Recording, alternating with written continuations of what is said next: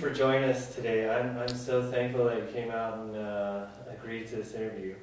I just wanted to introduce you because a lot of people know your music, but they might not know who you are or your face. And you are Chris Spheeris, and we use your music in our workshop all the time. We just love it. It's a great inspiration for a lot of people. Yeah, well, by the way, hi Robert. Thanks for having me here, and of course it's beautiful. We're here in Sedona, always. I've been hearing that Drumvelo has been using my music for a long time, and from what I understand, it goes back to Desires of the Heart, which that's '87, so that's a long time. Oh, that's awesome. And then he's been using cuts from a CD called Eros, which is a very heart-centered CD for a while.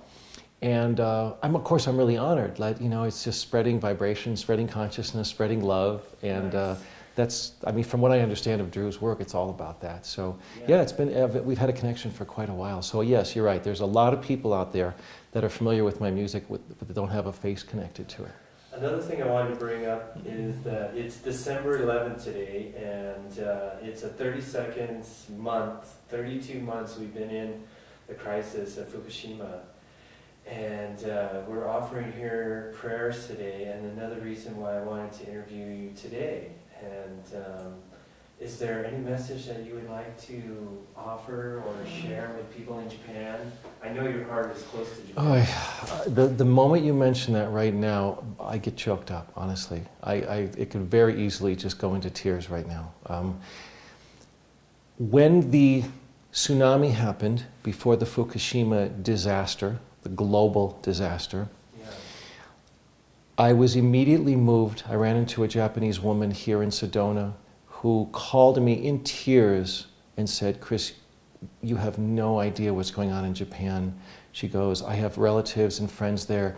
And she was crying and said, "Is there anything we can do?" This was just days after. And I don't understand my connection with the Japanese spirit, but it's really strong. I don't have that with other countries. And of course I'm Greek, and I love my heritage, so I have a natural love for Greeks. But I have a very, very unusually strong connection with the Japanese people. Part of my heart is there. And when I meet Japanese people, I feel an ancestral kinship. And I don't have any Japanese blood, but I have spiritual connections with the Japanese. So immediately I was moved to say, yes, let's arrange a concert. So without going into the whole story, what ensued from that was in our little town here of 11,000, 12,000 people, we had an all-day, 12-hour fundraiser, which had, I think, 24 different artists, which was amazing, right? And we raised, and this includes donations, we raised over $20,000 and sent it to a small organization called Peace Boat that are on the ground in Japan, and they use 100% of the funds to help clean up, at the time, these small villages that were completely decimated. So I felt at least I could do something. Now I've been following Fukushima since then, and I am shocked that, one, the Japanese people are not fully informed as to what's going on, and two, the rest of the world is not fully informed. Most Americans don't have any idea what's happening.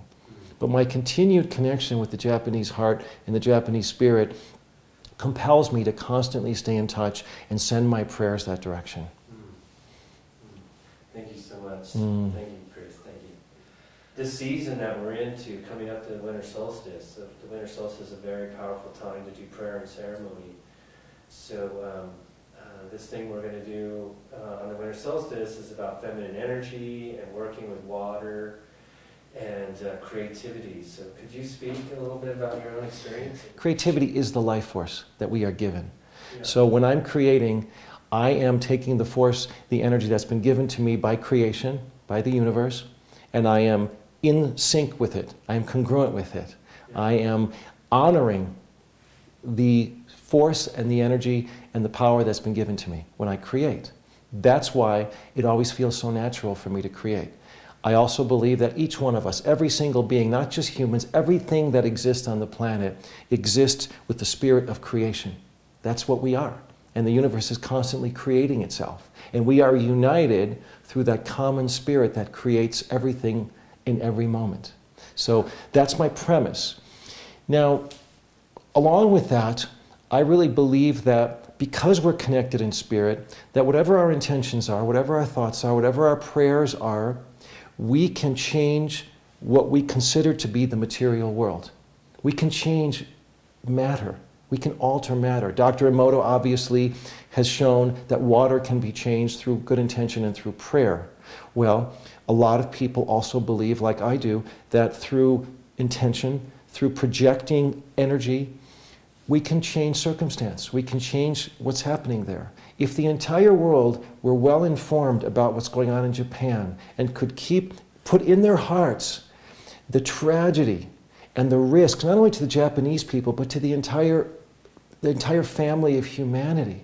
If the entire world could put an intention, even for a single moment, to help heal that situation, things could change instantly. I completely believe that. So that's something that, in my own way, whenever I think of Fukushima or the Japanese people, I send some of my energy that way. I feel a constant prayer going in that direction. Now, here we are at the solstice coming up, right? And I gave this a little thought. And I thought, it's interesting how people call the winter solstice the shortest day of the year. And rarely do people say it's the longest night of the year. Actually, it's 24 hours. It's neither longer nor shorter than any other 24 hours. However, there is more darkness in most parts of the world. It depends on, we're talking about our hemisphere here right now. And what's beautiful about being in the dark, it's a time of regeneration. So as a creator, I always find that I never have a quiet moment, even when I'm silent inside, because creativity is constantly generating in me. And then when the light comes, the creativity comes through my vehicle and I'm ready to create. I know what I'm going to create, or I feel an inspiration to be active.